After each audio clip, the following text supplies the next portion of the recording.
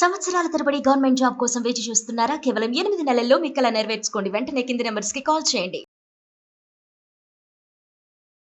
Hello నమస్తే, welcome to Suman TV. ప్రస్తుతం మనతో పాటు లేస్ అకాడమీ ఫౌండర్ నరసింహ గారు ఉన్నారు. ఈ రోజు కొన్ని విషయాలు మనం చర్చిద్దాం. హలో అండి, నమస్తే. నమస్తే అండి.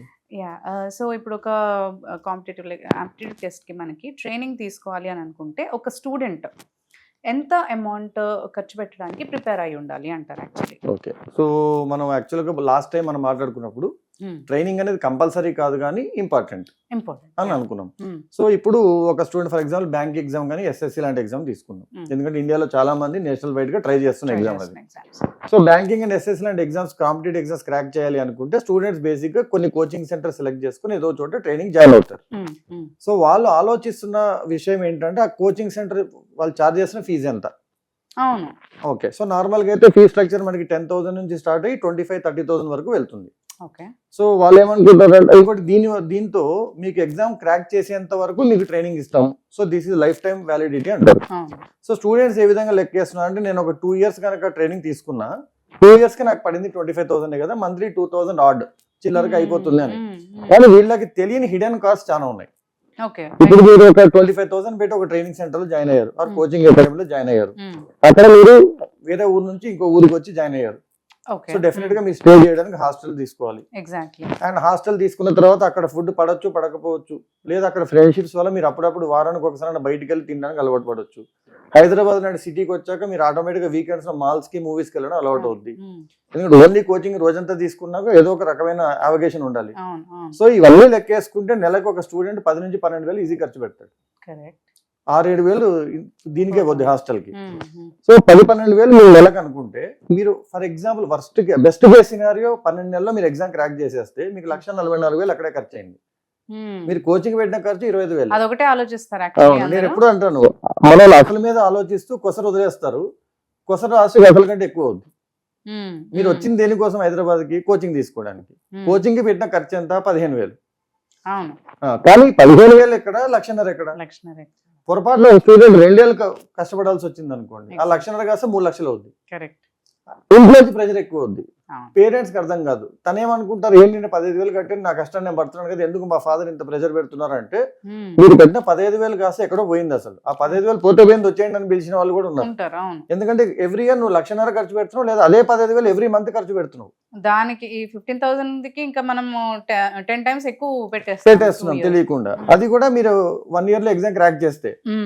అలా ఒక 2-3 years కనుక ఒక స్టూడెంట్ ఉండిపోతే ఈ minimum spending 5 lakhs. Correct. So loan అనేది ఏంటంటే కోచింగ్ అవసరమే, కానీ ఇన్ని లక్షల ఖర్చు పెట్టి తీసుకునే కోచింగ్ అయితే అవసరం లేదంటారు.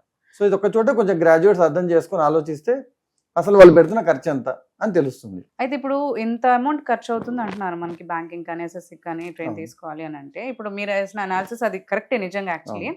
సో అలా ఒక స్టూడెంట్ అంటే నష్టపోకుండా, ఇంత అమౌంట్ వాళ్ళు నష్టపోకుండా ఏమన్నా వే ఉందంటారా యాక్చువల్లీ అంత మనం సేవ్ చేసుకునే విధంగా? సో బేసిక్ గా మేము లేస్ అకాడమీ నుంచి అబ్జర్వ్ చేసిన ప్రాబ్లం ఇదండి. అంటే నువ్వు యాక్చువల్ గా ట్రైనింగ్ ఫీజు ఖర్చు పెడుతుంది చాలా తక్కువ, ట్రైనింగ్ తీసుకోవడానికి నువ్వు ఒక చోటకు వచ్చి ఖర్చు పెడుతుంది చాలా ఎక్కువ, 10 to 12 times ఎక్కువ.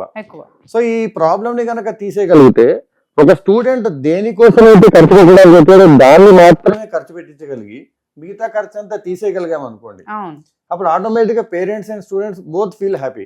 అది ఎలా పాసిబుల్ అనేది మేము లేస్ అకాడమీ నుంచి ఇచ్చిన సొల్యూషన్. ఒకటి, ఫస్ట్ మేము చేసింది ఏంటి అంటే మా దగ్గర ఉన్న ట్రైనింగ్ ని స్టూడెంట్స్ ఇంటికి లైవ్ ట్రైనింగ్ గా తీసుకెళ్ళాం. సో ఆ లైవ్ ట్రైనింగ్ ఏం చేస్తుంది, స్టూడెంట్ మా దగ్గరికి రావాల్సిన అవసరం లేకుండా ఒకానొక టైంలో చంద్రబాబు గారు ప్రజల వద్దకు పాలన ఏదో స్టార్ట్ చేశారు.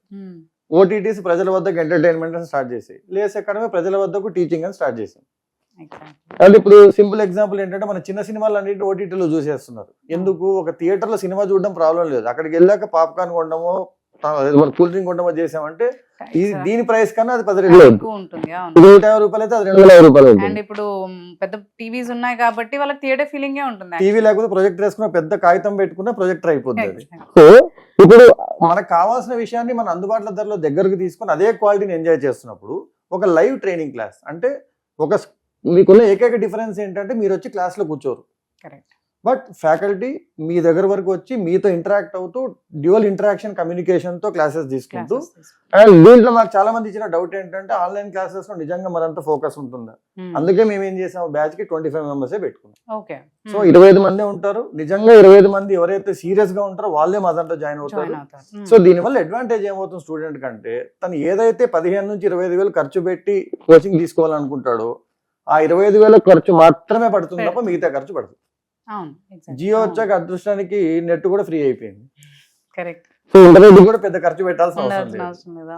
అండ్ సడన్ గా ఒక స్టూడెంట్ ట్రావెల్ చేస్తున్నారు, పండగకి ఎక్కడికి వెళ్తున్నారు, వాళ్ళు క్లాస్ అటెండ్ అవ్వాలి ఎలా అనుకుంటే సింపుల్ గా హెడ్ ఫోన్లు పెట్టుకొని ట్రావెల్ చేసుకుంటూ కూడా క్లాస్ అటెండ్ అవ్వచ్చు. అయ్యో ఈ క్లాస్ మిస్ అయిపోయాం, ఆ క్లాస్ మిస్ అయిపోయాం. ఒక క్లాస్ అటెండ్ అయ్యాక మళ్ళీ వినాలనిపించింది, హ్యాపీగా రికార్డింగ్ చూసుకొని మళ్ళీ వినొచ్చు.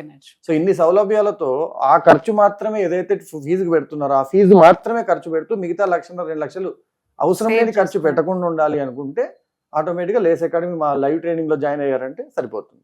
అండ్ దట్ యాప్ త్రూ కదండి? అవునండి, app through or they can go through our website. Okay, thank you అండి. థ్యాంక్ యూ అండి.